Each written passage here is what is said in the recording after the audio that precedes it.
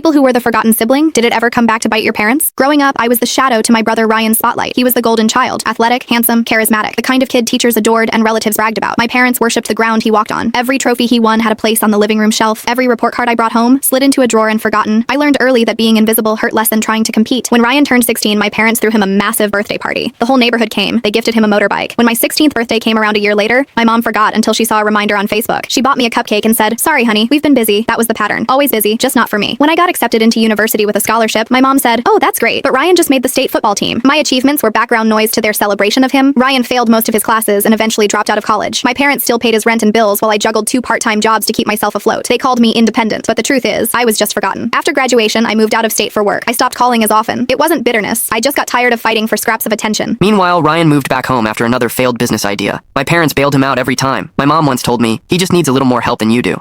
Funny how help always had a price I was never offered. Years passed. I built a stable career, bought my own apartment, got engaged. They barely noticed. My wedding was small, intimate, beautiful, and they didn't come because Ryan had a tough week. I didn't even cry that day. I think a part of me had already grieved the parents I wished I had. Then, about 6 months ago, my mom called, sobbing. My dad had a stroke. Their savings were gone, most of it spent supporting Ryan and his endless failures. They couldn't afford his medication or the mortgage. For the first time in my life, my mother's voice trembled as she said, "We need your help, Emily. Please." I sat there in silence, remembering every lonely birthday, every forgotten milestone, every empty chair at my school events. I asked gently, "What about Ryan?" She sighed. "He's trying, but you're the successful one. We were so proud of how independent you turned out." I almost laughed. Independent? No, I was abandoned into self-reliance. I told her I'd think about it, and I did, for days. Eventually, I called back and said, "I'll help, but only if we talk about how we got here. All of us. The truth, no excuses." They refused. Said I was making it about the past, so I didn't send a dime. 3 months later, their house went into foreclosure. Ryan moved in with an uncle. My parents now rent a small apartment, the same one they used to look down on when I first started out. I still visit sometimes. I bring groceries, sit for an hour, then leave. My mom always hugs me a little longer now, like she's scared I'll disappear. And sometimes late at night, I wonder if that's what it feels like to finally be seen. Not out of love, but out of regret.